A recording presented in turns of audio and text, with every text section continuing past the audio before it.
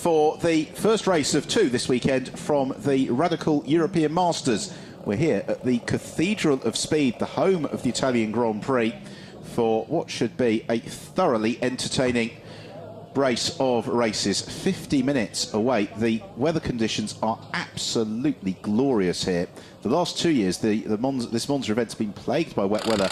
Instead, the sun is shining. It's a beautifully warm ambient temperature.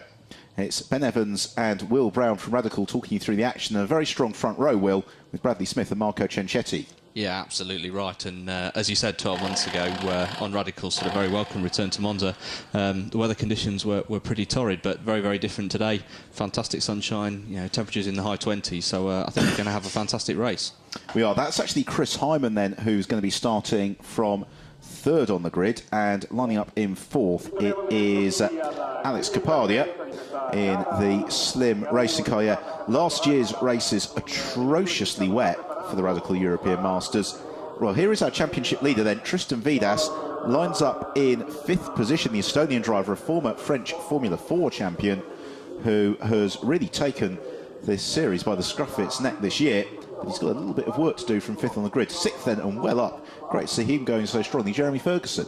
Yes, and a little bit surprising actually to see Tristan so far out of order. And in fact, the team were looking quite worried in qualifying because he left it quite late before he managed to put in a sort of top time. So yeah, a lot of work for him to do, and obviously to retain his place at the top of the championship. Well, there is Manhal Alos.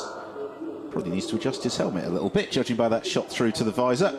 But thumbs up from Manhal, and then it's Tony Wells next along. He starts, and he will pass over to the driver on the left of your screen, James Littlejohn, mid-race.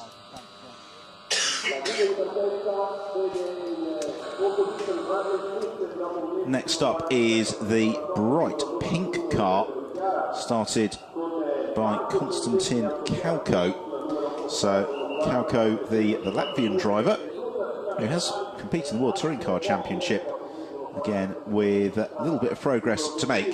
Jamie Constable showed very brightly at the start of the race that we had at Spa 3 weeks ago, and was very much in the thick of the action.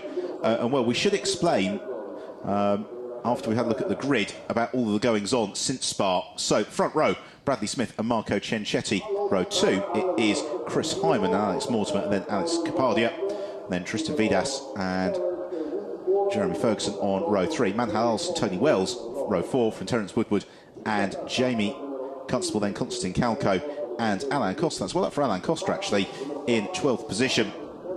Yeah, Bartels, Mike Cantillon, maybe we would expect to see him further up the grid. Then Jean Gandart and Alvaro Fontes. Roger Bromley in 17th, the winner of the SR3 only race at Spa, just clear of Andy Cummings. And it's Joseph Collar in the 1970s Ferrari Retro livery car, and Chris Hall and Pierre Schroeder, Miguel Abello, and 23 of them in all completed by Alessandro Lanaro, who very excitingly is sharing with the next Formula 1 driver this weekend, Paolo Barilla of Minardi 20 odd years ago. Yes, yeah, and this is only the second time out actually in the Radical Masters. They did a one-off guest race at Brands Hatch 2 years ago, so fantastic to have them back on the grid. And yeah, so we're looking forward to a really exciting day of racing. And as you mentioned, obviously there's we've got a little bit of sort of after Spa. If a week is a long time in politics, 3 weeks has been an eternity in the Radical European Masters. We've got 2 green flag laps though, with which to unpick it all. So I think the first thing to say is that Marcello Maritotto is well on the mend. He was here earlier in the week in the paddock circulating, and is optimistic for a return in Barcelona in the final event of the year. So that's the good news. And yeah, absolutely. So Marcello in race one of the Spa round suffered a fairly high speed 153 mile an hour accident at Eau Rouge. He was taken to hospital, released the next day, obviously sore, but he's well on his way back on the mend, and as you say, he's hoping to be out at the final round of the year. So really testament to how strong the car is. Now the result of that, of course, was that the race only run to 6 laps. So consequently, there's been no points awarded for that race. It's been decided that will then go on to an extra round at Barcelona at the end of the year. So you know, whereas these guys originally were looking at just 2 races after Barcelona, after Monza, they now have a couple more. Yep. So So there's going to be the whole of the first race is going to be rerun. So that's going to be the SR8s and the SR3s. If you'll recall, on Sunday we had an SR3 only race. So there's going to be an SR8 only race as well in Barcelona. So we've still got 6 races to go in the championship, which means that there is still an awful lot to fight for. So, the other thing to remember as well, of course, is that as a result, the Success Seconds driver equalisation system is carried over from Silverstone. So, drivers that may have possibly been expecting this weekend to be going into it with sort of 0 Success Seconds added are now finding that their Silverstone times will count towards that.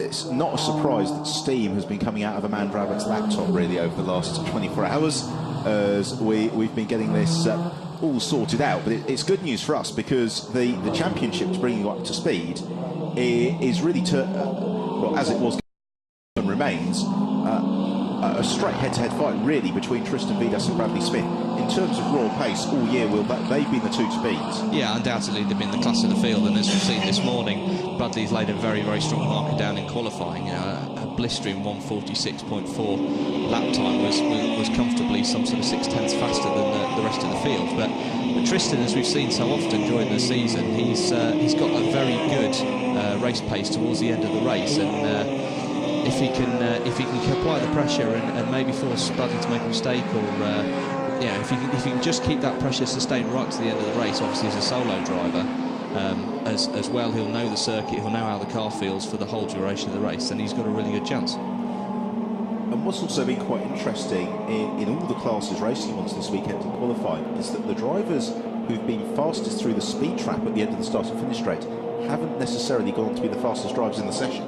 No, that's right. And one of the other things about Spa as well is with it being such a high-speed circuit, with sort of less corners and less braking areas than you would maybe get at other Grand Prix circuits, the differential between the professional and what we would sort of term the more gentlemanly drivers is less, because there is less opportunity to sort of have a difference in performance. So, actually the pros and the AMs this year particularly are especially close. So we're on to the second of the laps behind the pace car. The race clock has started ticking down. It gives us a good opportunity, unfortunately, Will, to issue an apology, because I was collared by our SR3 race winner Roger Bromley this morning, who picked up an inaccuracy from our commentary from Spa when we said that he wouldn't stop talking about it until Monza. I just wanted to clarify that was Monza 2015, not Monza 2014. Yes, yeah, I mean, the SR3 fight this weekend is as strong as it's been all season, as you mentioned, with Alvaro Fontes and Tony Fournet on pole for this race, and they've been very, very impressive this year as their sort of debut pairing in the championship. Alvaro, of course, a former Spanish prototype champion, but Rogers, has been chomping at the bit all year and been hot on their heels. Andy Cummings and Bradley Harris, a very, very strong pairing, and really showed well at Silverstone. And then Joseph Koller again, the Czech solo driver, and then to have Chris Hall, our visiting driver from America, of course, a very famous single-seater driver. Many of you remember Formula Ford in the past in the UK. Pierre Schroeder, who's a very seasoned radical veteran, particularly racing in southern Spain, and then, as you say, Miguel Abello and Paolo Barilla, of course, the famous Formula One driver himself. Yeah, I'm quite excited to see Paolo Barilla in action, because it's one of those drivers who, when I first got into Formula One, going back 25 years or so ago, was there or thereabouts. Of course, the Barilla family famous for food products here in Italy, which is how he was able to take the opportunity at Minardi when it presented itself.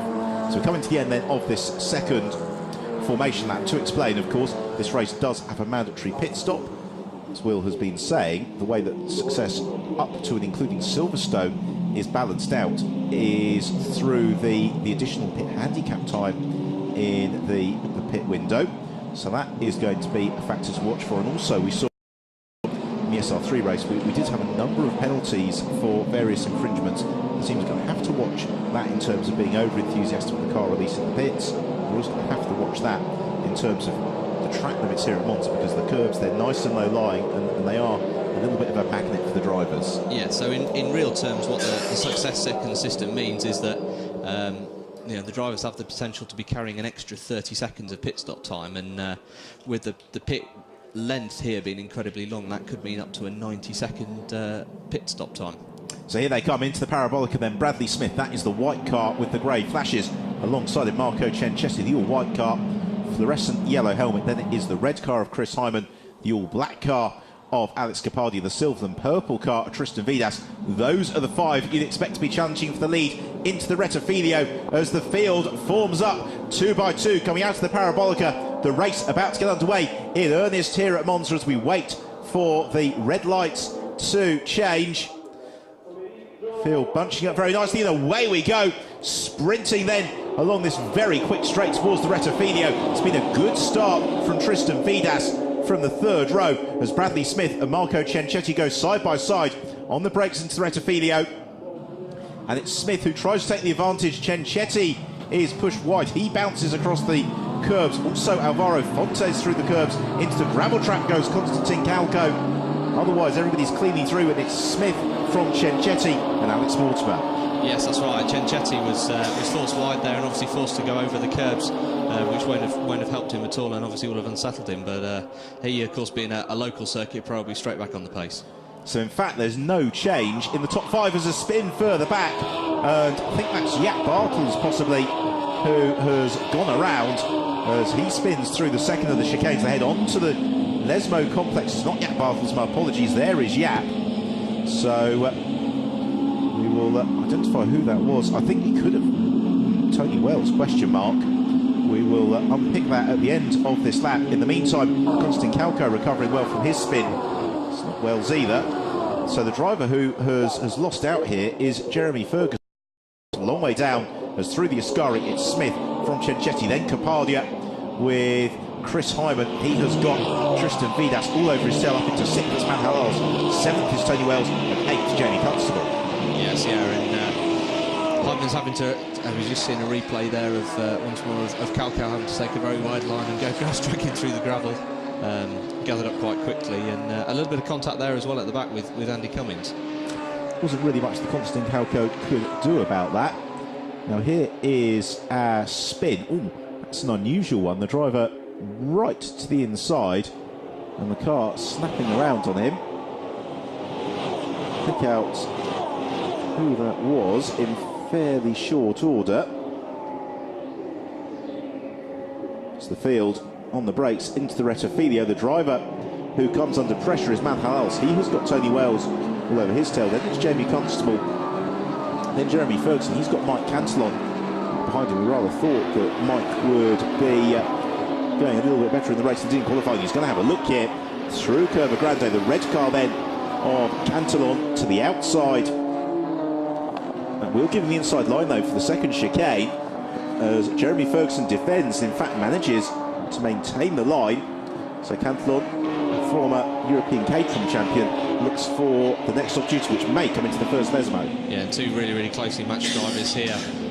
Jeremy having raced in Radical Bajura, Radical Enduro Cup for the best part of 10 years, so he's not going to give up the place easily. Also, not minded to concede at all here is Chris Hyman, who is doing a remarkably good job at the moment of keeping Tristan Vidas at bay. As Vidas takes advantage of the slipstream, they arrive into Ascari. Really nice sequence this, not quite chicane, more high-speed flick, and then out on the sprint towards the Parabolica. The legendary corner, some saying tamed a little bit, but as you can see by the addition of the tarmac runoff now around the perimeter of the turn, but they're at the behest of the International Motorcycle Federation in order to make really a slightly softer and safer landing zone for the riders.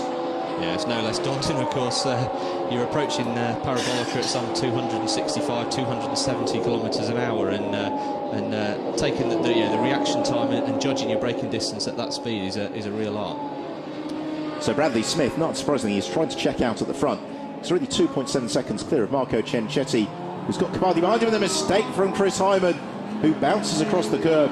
He will have to concede the position to Tristan Vidas, so Hyman loses out and drops down into 5th position. Recovering very well there is Constantin Calco. He's back into the top 10 in pursuit of Jeremy Ferguson through Curva Grande. As So there is Capadia, who must have had a little bit of a moment somewhere. He's suddenly slipped a few metres adrift of Marco Simon, trying to come back to Tristan Vidas as they turn through the first of the Lesmos. Pick up the pace. Very, very quick section of the circuit. And again, daunting corners, Will, because they're pretty much blind entries, but you do carry an awful lot of speed through. Yeah, absolutely. And because you're such high speeds, the moment, if you're even a metre after your braking point, then it can be a big difference between making that apex or missing the corner completely. So that's what they'll be focusing on all the way around Monza is the braking points. And it's complicated slightly as well, of course, with this being such a fantastic parkland setting. There's quite a lot of shade and sort of the trees surrounding the circuit make a good sort of difference of light and shade, which complicates things even further. But that's one of the unique challenges in Monza. Through the Parabolica, and Alex Capadia right out against the AstroTurf in his pursuit of Marco Ciancetti. Both of them 4 laps in, having a somewhat forlorn pursuit here of Bradley Smith, and Smith's advantage has gone out by a further second on this lap. Jamie Constable's progress has been arrested, however. He has stopped at turn 4 according to our timing screen. The cause of that we will find out in due course. Meanwhile, Constantine Kauko's got the run here on Jeremy Ferguson, who squeezes, just moves across, covers the inside line into the Rettifilio. You can see how hard Kauko's trying. We're looking to make amends for that first corner disappointment right up behind Jeremy Ferguson as they swoop through Curva Grande. Ferguson covering the inside lines, making Kauko do this the hard way. And really, Jeremy Ferguson, a perfect example of defensive driving here. He's not going too far offline, Will, but he's just got the car perfectly positioned for each turn to make life very hard for Kauko. That's right, and of course he has the advantage of being able to pick the line that he wishes to drive, keep it as natural as he can, as it looks like Kauko's finally found a way through into the first Lesmo. Yeah, curse the commentator there, just as I say, he's doing a great job in defending. Kauko gets the exit from the second chicane and is able to propel himself up to the inside Jeremy Ferguson, then runs slightly wide out of the second Lesmo. He's still got Mike Cantillon and Jaap Bartels for fairly close company. So for Constantine Kauko then, that's 8th place. His next target is Tony Wells, who's some 3 seconds up the road. Tony not really making too much in terms of progress to Manhalalos. As you can see the field streaking out en route to the Parabolica. Have a replay meanwhile of Alvaro Fontes and number 14 car, Roger Bromley. Different colour scheme from... Well, if you need a new lawnmower, the SR3 will do the trick. That was a robust defence, I think we should say, from Fontes. Absolutely, and Roger did very, very well to recover that then. There was a moment then when he was sort of looking through the side of the car, but well recovered, and I'm sure he'll be pretty angry at the car. Alvaro Fontes might be standing him a drink later on today, as Alex Capadia continues his pressure here on Marco Ciancetti. And these are both drivers who've got experience in more powerful sport prototypes moving up the International Motorsport ladder. Alex, who's appeared this year in the European Le Mans Series, along with several other competitors in the Radical European Masters. Very, very classy driver, very smooth. And I think that he and Tom George will be liking here with the way that this race is unfolding as these gaps begin to open up. This is exactly what Alex needs to do before handing the car over mid-race. And the same goes for Marco Ciancetti when he passes over to our new driver this weekend, Stefano Kamitsakis. Yeah, Kamitsakis, who's come up through the single-seater ranks in Italy. And it's been quite impressive here, really, in his qualifying pace. But yeah, as you say, if they can sort of gap the rest of the field and hold the lead, then obviously when they hand over to Tom Jordan in Alex Capadia's case and Kamitsakis, then obviously they're going to have a good buffer ahead of them. As the latter Stage 2 Pro drivers then jump into the seat. As we watch really a bucking bronco there for Jaap Bartels as he recovers it over the curbs. Sean Gandar also pushing very hard. As here is our race leader then, Bradley Smith. So across the line he comes. This completes 6 laps of the race. Smith leads. Second place is Ciancetti. Third is Alex Capadia. Fourth is Tristan Vidas. Fifth, Chris Hyman. Sixth, Manhalalos. Seventh, Tony Wells. And eighth, Constantine Kauko. The closest battle we've got inside that top 8 is the one we're currently following for second and third place. And we've got a drive-through penalty, our timing screen tells us, for Alvaro Fontes for that move we just saw on Roger Bromley. And not really that surprised by that one. No, I think the stewards, it was pretty obvious what had taken place there. But yeah, it's quite incredible, really. Bradley Smith is pulling out the best part of a second a lap at the moment, which is exactly what he needs to be doing, as we just see Cantillon just having to weave his way through the break in the chicane there. Obviously must have outbraked, and he's back on his way again.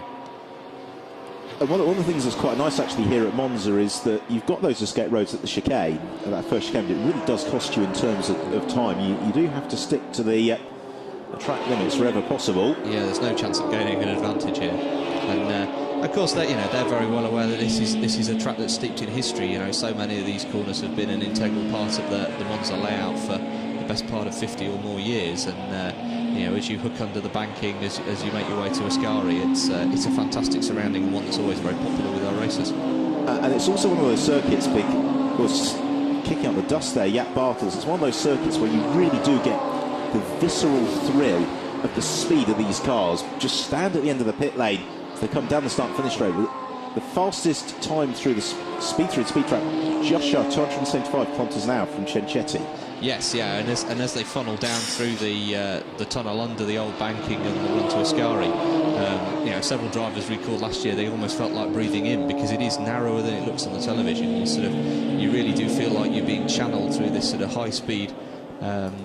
It's a fantastic thrill, and one that's a firm favourite. Well, this is the fight for the Supersport class lead, as we have the opportunity to relive that moment for Jaap Bartels.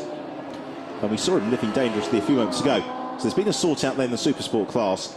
It was Joseph Koller challenging Alvaro Fontes into turn one. Across the curve goes Fontes. He has to back out of it. And all of that serves to promote Roger Bromley to the lead of the Supersport class. At the point to which we saw them is at the front of the field. Alessandro Lanaro has been caught by the second place, and this is Capaldi's opportunity. He jinxed the inside Marco Cencetti into the first Lesmo. They almost make contact. They're still side by side, and Cencetti just about maintains the place. Brilliant stuff from the pair of them. Yeah, I think Cencetti was possibly caught off guard there by the fact that he'd be lapping the car so soon, and Alex obviously sees the opportunity and has gained quite a considerable amount. Although he's not been able to pass, he's right up on his tail now. And that was really smart driving as well from Cencetti, using his knowledge of the circuit to take advantage of the slight camber through the first Lesmo to find that groove to the outside line as they accelerate out of Ascari and en route towards the Parabolica. But this now really brings Capaldi to within touching distance, and he's going to challenge into the Parabolica, is he not? Certainly had a little look to the inside. Meanwhile, in seventh place, Tony Wells has been caught by Constantine Calco. As the team watch on from the pit wall, the fight for second place heads on to the start and finish straight. 270 kilometres an hour the pair of them are doing by the time they head towards the braking zone. Now that is interesting. We see it from that angle there, Will. I think Alex Capaldi is running a little bit more rear wing there than Cencetti. Yes, and that's going to really benefit Jordan later in the race. It'll give him the confidence as the tyres start to wear slightly, and maybe it starts to slide a little more at the end of the race. So yeah, ultimately he'll be maybe slightly down on top end speed, but if he can stay with Cencetti in that slipstream, and obviously there's a greater opportunity to use the slipstream here than any other circuit on the calendar, then he's going to be in the prime seat, in the hot seat for the latter part of the race after the pit stops. And also, already we're seeing that Capaldi is really asking all the right questions of Cencetti through the Lesmos. They come out of Lesmo 1, and it's almost there as if Capaldi had to back off. He was coming so close to the tail of Marco Cencetti. Neither of them being particularly caught, by the way, by Tristan Vidas. Only on the last lap, when their battle well and truly got joined, did Vidas begin to close in. It's an excellent demonstration of the tow that you can get here down the high-speed straights. These cars generate a huge amount of downforce, but that then also leaves a large sort of area of dirty air, a pocket of dirty air behind the car. So, and really, really close here, and again, we give an opportunity, jinks out, gets a tow off the car that they're lapping, and again, but he's able to close even closer up to Cencetti. Maybe this is his opportunity. Certainly the opportunity as well for Tristan Vidas. It's Miguel Abeo who was lapped, and that was really not Cenchetti's fault. He caught Abeo at possibly the worst possible point on the circuit, which was through Ascari, where it is just single file. But now this is where Kapadia, although he's in the slipstream, because he's got that tiny addition of drag, you can see that Cenchetti is pulling clear, in fact, as they head down the start and finish straight. They've got more traffic that they're going to be catching fairly shortly, and that is the recovering Alvaro Fontes, having served his drive-through penalty. Whereas Mark Cantron to kick up the dust. Konstantin Kalko, another driver who might be in need of a visit to a chiropractor. Yeah, Costa also again just briefly outbreaking himself there on the run into the first chicane. Oh, and this is it, finally. Well, it certainly felt like it was it for Alex Kapadia. He gets the switchback, beautifully judged. Now, has he got the acceleration for the inside line for the first Lesmo? No. But Tristan Vidas, once his Christmas come early for him, as now Cenchetti makes the mistake. He slithers wide coming out to Lesmo 1, and Kapadia finally makes the move stick. 3 corners out after he started it, and Tristan Vidas immediately in the hunt as well as the remote Marco Cenchetti. And Vidas has had 3 seconds disappear in the blink of an eye due to the way that Kapadia and Cenchetti have been fighting, but now Kapadia has got the slightly unenviable task of punching the hole through the air as they come out of Ascari and sprint on towards Parabolica. Yes, yeah, and yeah, I mean, this is really music to the ears of Vidas, having qualified, to be honest, out of position. Certainly, I think he was disappointed after qualifying. So to be back up on the pace and right on the tail of Cenchetti is great news for him, and obviously it'll help him to extend his championship lead. Well, Alex Kapadia has had an absolutely phenomenal run through the Parabolica, and as he comes past the start-finish line on this occasion, he will go past the board saying pit lane open. That means that they can start making their mandatory mid-race pit stops fairly shortly. They put the lap on Pierre Schroeder, and so the 3-car train in the fight for second place through the first chicane, and perfect illustration there of the setup that Kapadia has gone for. The car absolutely hooked up, whereas it was much tougher ask for Cenchetti and Vidas to negotiate the Rettifilio with the car on the racing line.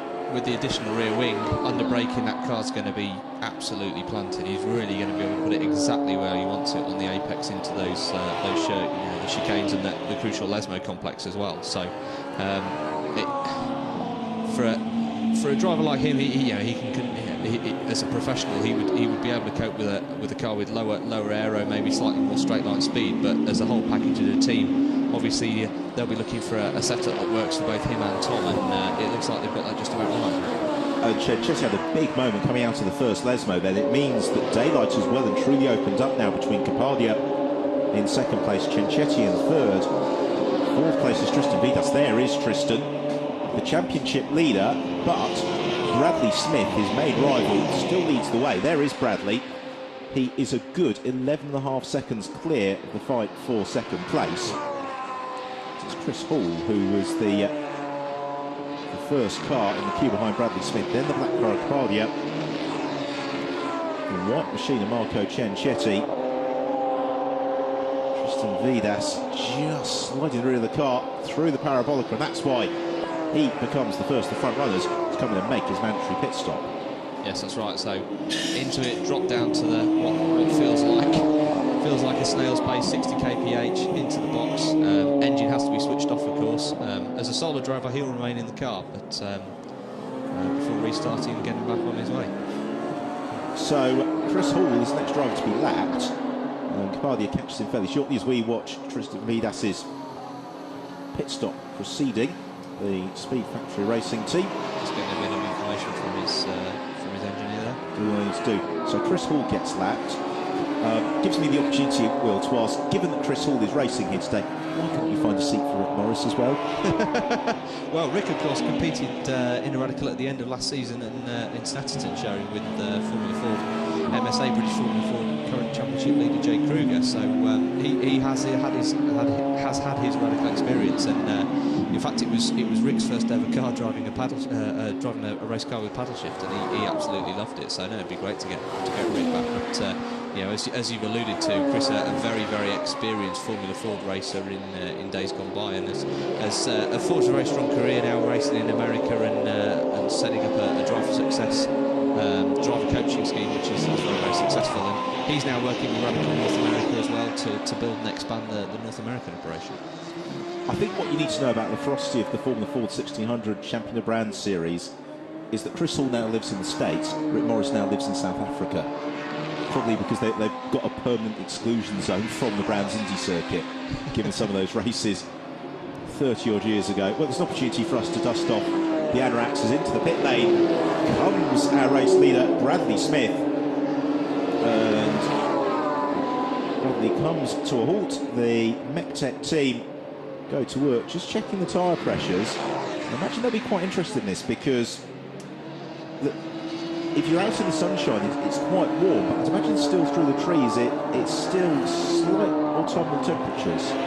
Yes, yeah, and again, in the circuit, relatively speaking, you're not going to have the same lateral loads because there aren't the same sort of number of corners as there are at other circuits. But even so, that high-speed running, ultimately, the temperature and the centrifugal forces within the tyre will cause it to increase in temperature and increase in pressure ultimately. So watch a very slick pit stop there as Konstantin hands over to Jesus Fuster. Yep, so Konstantin Kauka out of the Jesus Fuster room. Also saw Bradley Ellis, who had taken over from Andy Cummings. Here is Tristan Vidas then, who has already had his mandatory pit stop. Tony Fournet takes over from Alvaro Fontes. Ray scuppered by that drive-through penalty for Alvaro Fontes for the overly robust defence to Roger Bromley a little bit earlier on.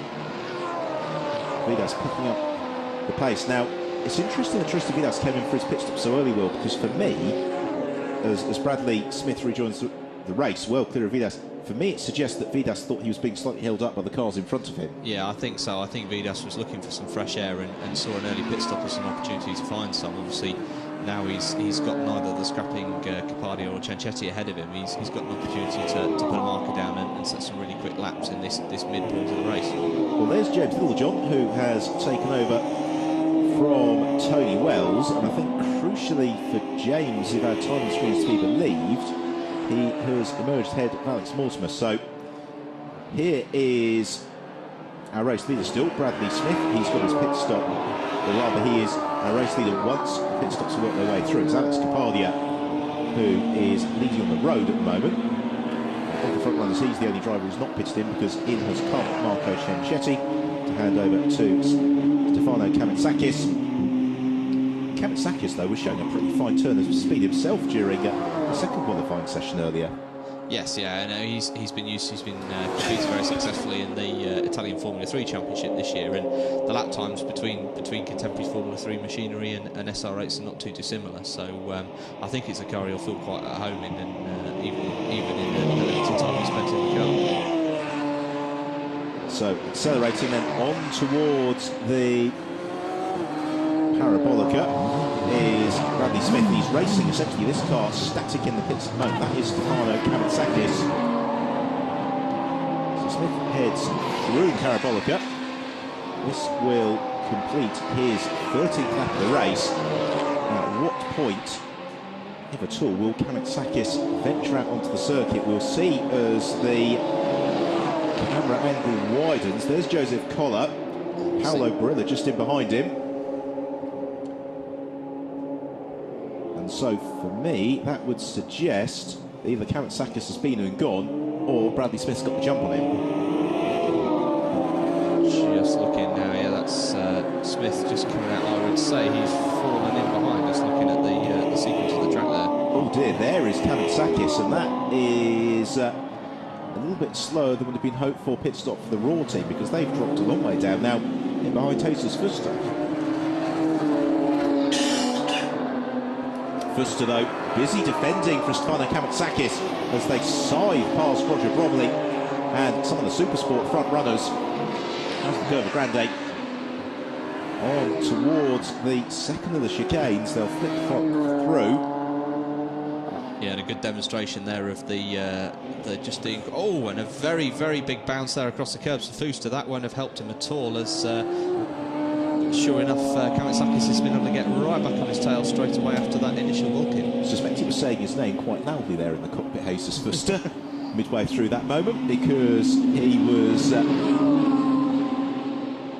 for a very brief moment in time, set fair for a fairly abrupt meeting with the barrier, but he gathered it up. Yeah, that would have certainly come as a surprise, but no, it's an excellent demonstration just a second ago of the relative pace between the SR3s and the SR8s here, of course. With the long straight, you see a massive difference in pace as we... This is Miguel Abello, the rear of the car, overtaking the front. Clattering over the curbs there as, locks an inside rear wheel there. And, around he goes. Well, Alex Capaldi, meanwhile, has come in off camera. Hand over to Tom Jordan now, where he is relative to the whole order. We'll find out at the end of the next lap. In the meantime, has Kawasaki found a way past Jesus Fuster? He has, and Alex Mortimer also able to side past. He may. Oh, and Stefano Kawasaki at the same time gets it all wrong through the first chicane, and therefore has to all over again. Next opportunity to do that, though, is going to be through Curva Grande. He's got the outside line, giving the inside line for the second chicane, provided that there are no yellow flags to the covering of Bayo. There don't appear to be, and Stefano Kawasaki gets the job done perfectly, slows the car, is able to take that reasonably tight line. So the pit window has closed. Everybody who expected to make a pit stop has indeed done so. What we're going to see now, of course, is that Mortimer, having been released from this pair, is really going to make a charge now as he tries to fight his way. And this is a really interesting and exciting aspect of the race, this particular part. After the pit stops, you've got pro drivers out of position, maybe further down the grid than they would ordinarily expect to find themselves. So it's going to be really fascinating as the race unfolds and heads for the checkered flag.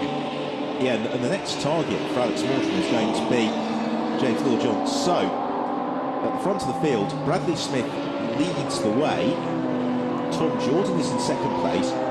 Third is Tristan Vidas, some 6.5 seconds back. Fourth is James Littlejohn. That means that fifth place will be Alex Mortimer. So we're currently watching the fight for sixth between Stefano Kawasaki and Jesus Fuster.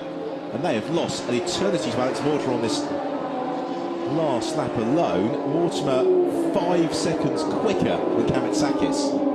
Yeah, that's right, and he's already got his sights set on Manhal Ellis just ahead. Just seeing although Paolo's got plenty of experience in Formula One, unfortunately he's going to be suffering a drive-through for crossing the white line as he exited the pits. And it's Paolo Brillo who is about to go a lap down here now. He has evidently listened closely to Brian Poulter's instruction in the driver's briefing, because he just stopped inside the road and let Kawasaki and Fuster find a way around him. So in terms of the gaps to close down, James Littlejohn is 11 seconds back from Tom Jordan. That is on, I would suggest. With Tristan Vidas just 6 seconds back from Tom Jordan, that's probably also on. So here are the leading duo. There's Bradley Smith in the white car. The black car is Tom Jordan in second place. Third place is the silver car of Tristan Vidas, as we've got a problem for the 88 car of Terence Woodward and Ross Kaiser, which limps through the parabolica. So the big question is going to be Tom Jordan's pace of 1 minute 49.6 from Jordan. Pretty good, actually. Very, very impressive, actually. And if he can sustain this pace, he's lapping some 4/10 faster than Vidas at the moment. So he's continuing to go that gap, and if he can, he's doing a very, very good job indeed. And it comes back to what you were saying earlier on, Will, that if you can get the braking right for the chicanes, you get a smooth exit. It's actually quite hard for the others to catch you. The problem is, though, commensurately, a tiny mistake through the Rettifilio or Ascari is going to cost you a handful of seconds rather than a couple of tenths. Yes, and it's the same situation that you would find, for example, coming out of the exit of Radion Spa. It's that any small mistake is amplified at the end of the straight. So you know, you're a couple of tenths down or a couple of K down at the start of the road long straight, you know, as you come onto the main start-finish straight. But by the time you get to the end of it, then you're a good chunk down. So it's these small incremental gains, and that's where the times to be found. But the braking is absolutely paramount here. Picking your braking and having the confidence to go in really deep is absolutely crucial at Monza, and the difference between a good lap time and a great one. Well, it's not been a great day for the veteran drivers, because Chris Hall has also won himself today's star prize for drive-through penalty for crossing the white line on the pit lane exit. As we follow Stefano Kamatsakis, currently in 7th place. He's shaken off Jesus Fuster. Returned to the race leader, Bradley Smith. And Bradley, he's built his buffer over Tom Jordan again on this lap. And I think barring disaster, it's hard to see that Bradley Smith won't go on to win. I think the question is the pace that Jordan can maintain relative to that Tristan Vidas. Another very good lap from Tom Jordan. 1 minute 50.0, and that plays a 1 minute 49.1 on Tristan Vidas. So he brings the gap down slightly. It's still 5.2 seconds, and then Little John further 5.2 seconds exactly back from there. Yeah, so with 15 minutes of the race remaining, that's sort of about nine laps. It's going to be touch and go right at the end of the race whether or not Vidas is going to have enough time at this pace to catch Jordan.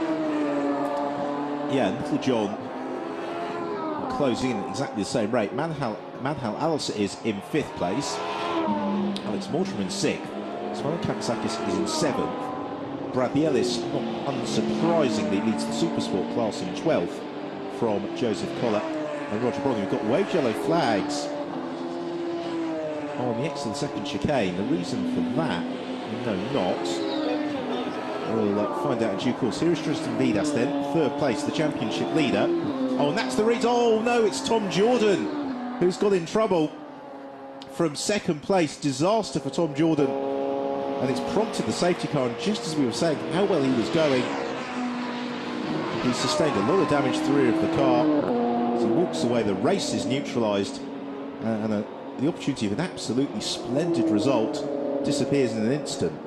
Yeah, what a real shame for the Leicestershire driver there. Yeah, just a small difference. You know, as you can see, you know, he was doing so well, and yeah, he'll be disappointed with that.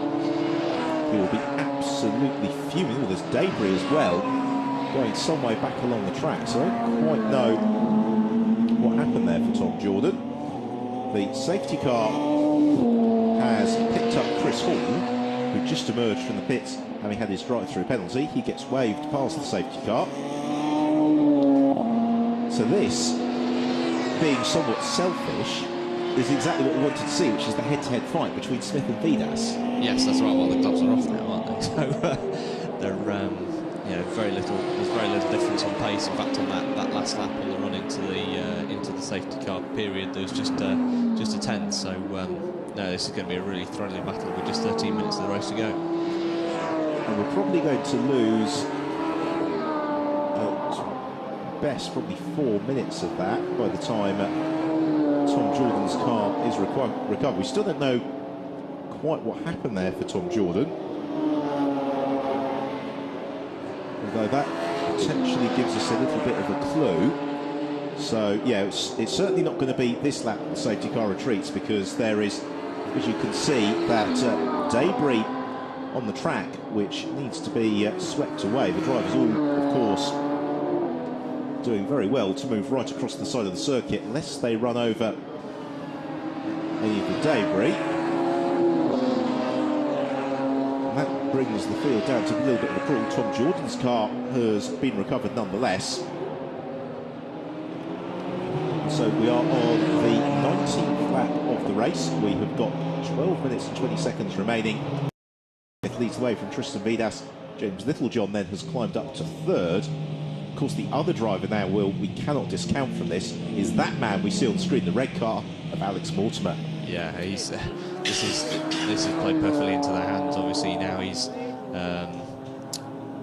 Yeah, he should be able to pick Manuel Alonso fairly easily, and Tony Wells, having passed over to James Littlejohn again, that's maybe going to be the biggest fight I think he'll have. James will put up a very robust defence. The other factor that might just delay Alex Mortimer, though, is he's in behind Miguel Abello in the safety car queue. He won't be able to overtake him when he goes over the start and finish line in the Supersport class. Bradley Ellis leads that from Joseph Collar and Roger Bromley. Just see Bromley catching up to the back of the train there. Roger might well end up on the podium again. So I think he's a bigger management piece in this race, because he's having a pretty successful season so far in the Radical European Masters. I certainly say to this morning there is a little bit of a way to go with getting the setup for the number 14 car, quite as he'd like it. So it seems to have delayed him too much in the race, so we're certainly going to get at least one more lap behind the safety car. So at the point at which it retreats, probably going to get time for 5, maybe 6 racing laps. Yeah, and the crowds there enjoying in the weather in here.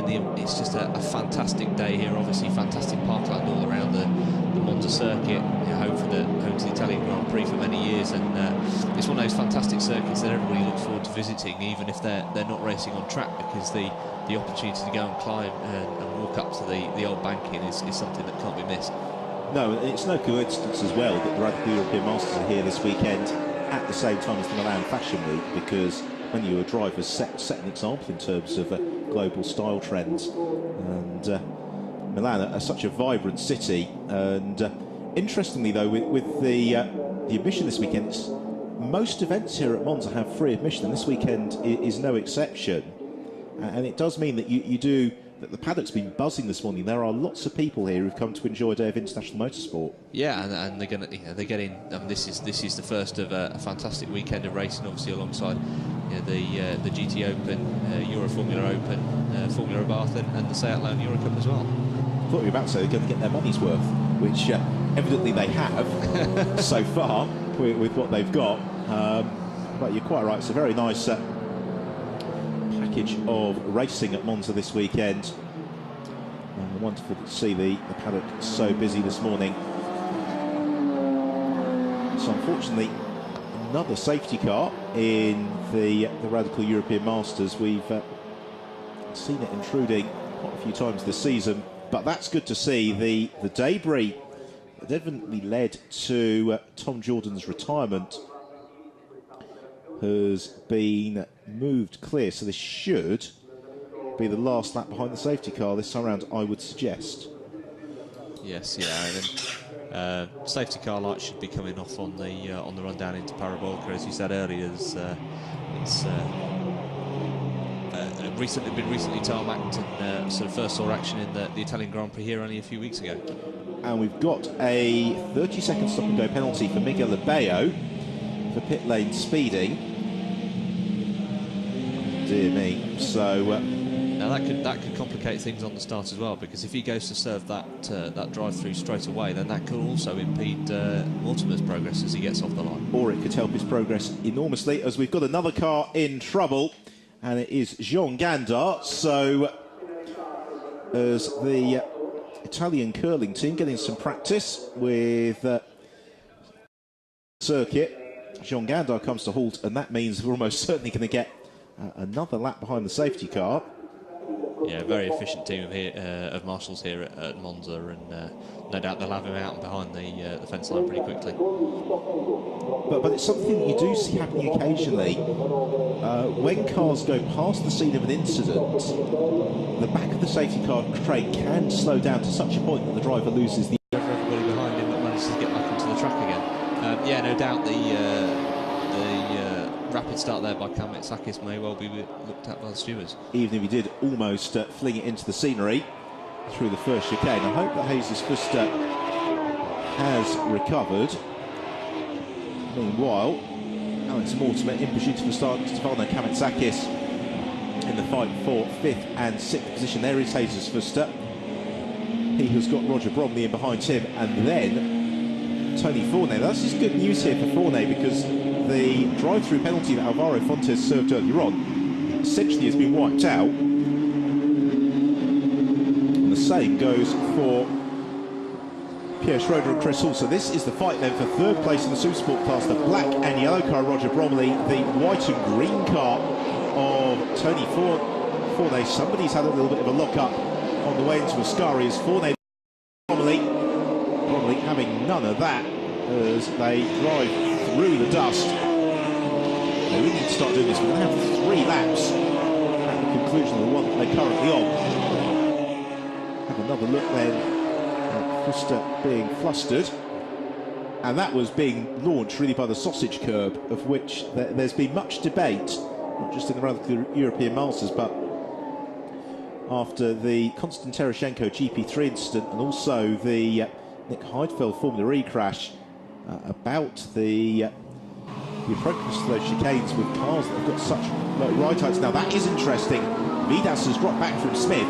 Once again, James Littlejohn. we see once again another lock-up by Kavitsakis there has enabled Mortimer to close back up again and looking to make a move. He's just sitting on the inside line, waiting for his opportunity to pass. And Alex Mortimer's got that car absolutely beautifully grounded as he comes, or attempts to come out of the slipstream to challenge Stefano Kavitsakis. Kavitsakis for the time able to maintain that 5th position. That's Mortimer though, former British GT champion, former competitor in the International GT Open. Very experienced, just showing himself all the time in Kavitsakis' mirrors, and now he's got the run down this very narrow section of the circuit towards the sky. He's almost right underneath his rear bodywork there, Alex Mortimer. It's 2 cars as 1 in the shot as Will Mortimer pull out the bubble to challenge into Ascari. Here's to think about it, but Kavitsakis is able to break this a little bit later and shuts the door on him straight away. Meanwhile, Roger Bromley and Tony Fournet, can't get much closer than that, can you? Shades of BTCC there, but yeah, Senna Mansell at Barcelona in '91. Fantastic, really, because as far as I could tell, they didn't make contact. They were just remarkably close to each other under braking. And this Hyman Kavitsakis battle, what it's also doing, well, as you alluded to earlier, is just giving Manhalalos that little bit of breathing room in 4th position.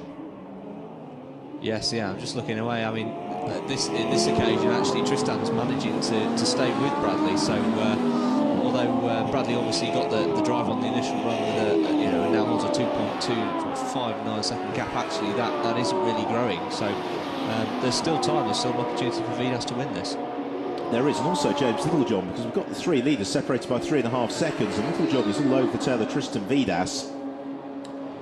Then we've got a slight gap back to Manhalalos, Stefano Kavitsakis,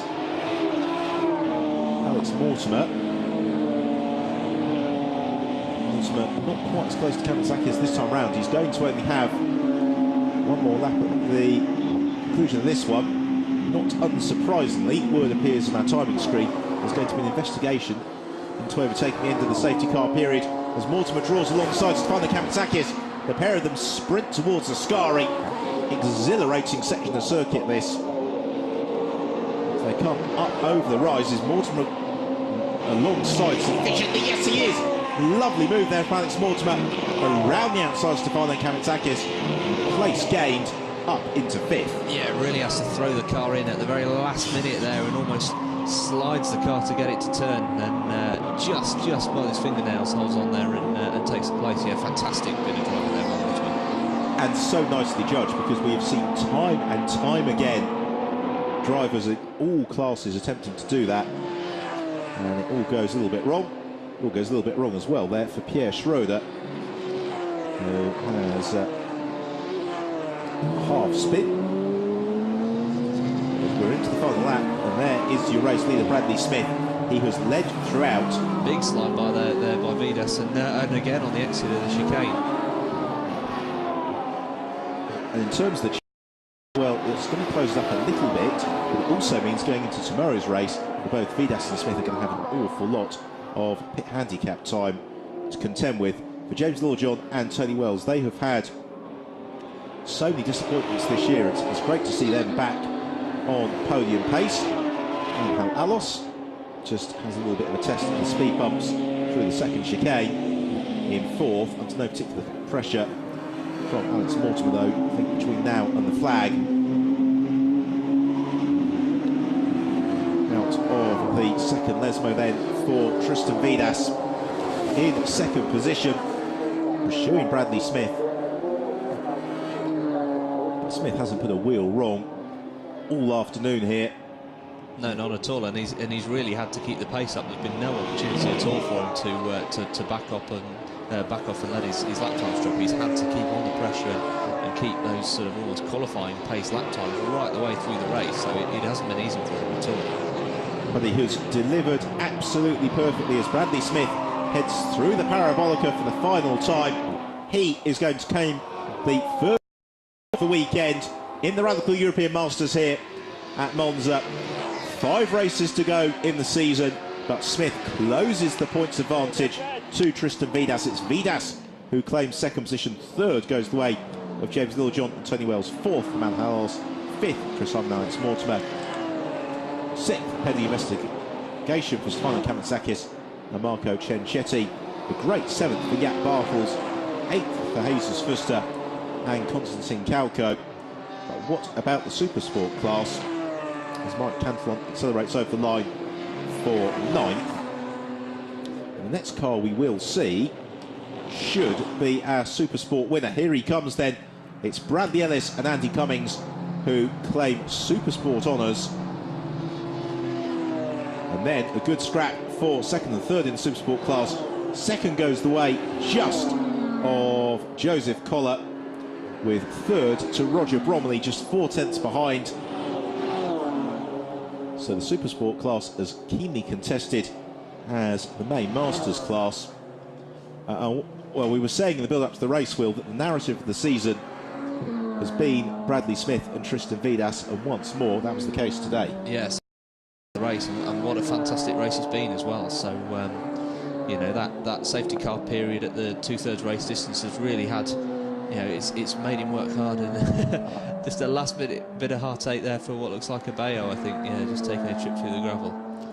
But no, Bradley's had to work really, really hard in this race, and yeah, he's got his just rewards, really. Well, exactly, because the last thing you want when you've dominated is that safety car bunching you all up, particularly with Vidas in pursuit. So we have a look on the results then.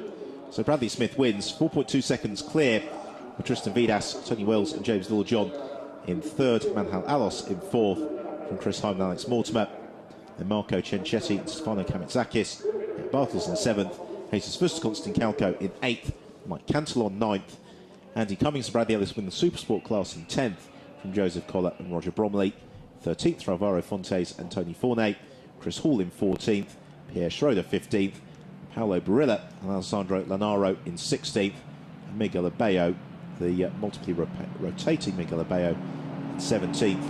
Real disappointment though for Tom Jordan and Alex Capadia, because they looked well on course for a podium. It wasn't to be. It was Tom Jordan's retirement that prompted the safety car.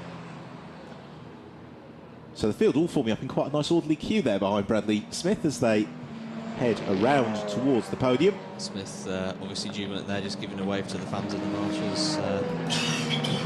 Yeah, a fantastic feeling as he makes his way around that Parabolica for the final time today and into Pot Fairlane. I think the big question is as well, what next for Bradley Smith, because his rise through the Radical Racing ladder has just been absolutely meteoric. If you think successive seasons, Clubman's Cup champion, Radical SR3 Challenge champion, potentially Radical European Masters champion. Yeah, a great demonstration of the Radical Racing ladder as well, to make his way up from from club level racing, as you say, in the Clubman's Cup, where it's with its 20-minute sprint race format, then to get the national endurance racing experience in the SR3 Challenge in the SR3, and then to move up to the big time in the SR8, and of course along the way as well he's also scored the Sunoco Daytona Challenge, which gave him a fantastic fantastic opportunity to drive a Daytona prototype in the Daytona 24 Hours. And again, at the moment, it's looking like a radical racer could well win that for a 2015 drive as well.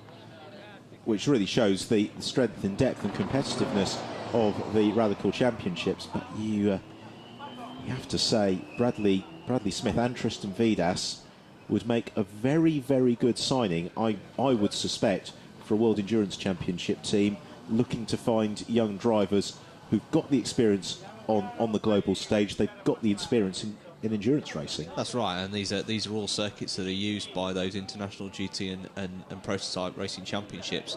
You know, the qualities that you need to be successful in Radical Masters are no different from any other long distance endurance racing. It's about preserving the car and maintaining a good high speed pace and knowing when to apply the pressure when it's needed. It's an opportunity then to look back at the highlights of what was a thoroughly entertaining race. In the early stages, though, a few dramas along the way, a couple of early spins. As out front, Bradley Smith built his advantage. Alvaro Fontes earned himself a drive-through penalty after forcing Roger Bromley into lawnmower mode. Bromley, though, recovering for third in class. The real battle we had, though, was for second place, as Bradley Smith romped clear. Alex Capaldi had an absolutely super scrap, with Capaldi trying every which way and finally demoting Chenchetti through the second les mode after a move that started several corners earlier. Miguel Abello, one of several drivers testing the limits of adhesion. There's a disappointment for Tom Jordan taking over from Capaldi, prompted the safety car, bunched the field up, and when we got underway, Smith had to try and ease clear of Tristan Vidas as behind. Jesus Fuster leapt over the curb through the gravel trap, the loss of several places. So it was another victory in 2014 for Bradley Smith. Second place to Tristan Vidas, the pair of them consolidating their position at the top of the standings, with a welcome return to the rostrum in third for James Littlejohn and Tony Wells. The Supersport class being won by Bradley Ellis and Andy Cummings, from Joseph Collar and Roger Bromley. And now for the drivers, one of the real highlights of the season, the opportunity to stand on the legendary Monza Formula One podium. It's only been one year since the inception of the FIA Formula One World Championship where they've not had the Italian Grand Prix. That was back in 1980 when it was at Imola. It's the Net team await the arrival of Bradley onto the rostrum. There's a crowd getting ready to applaud the drivers as and when they do appear onto the podium.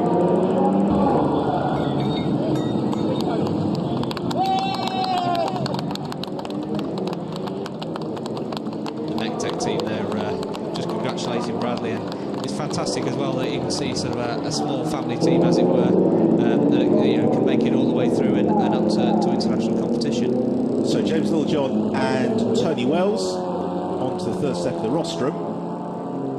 Second place for Tristan Vidas, and then our race winner Bradley Smith. Of course, those of you with eagle eyes might be saying, well, James Littlejohn looks remarkably youthful for somebody who's on the grid here for the 1976 Italian Grand Prix. So if you watch the movie Rush, then you get a glimpse of James on the Monza grid. One of the scenes in that film is, of course, the national anthem for Bradley Smith. He's going to cry!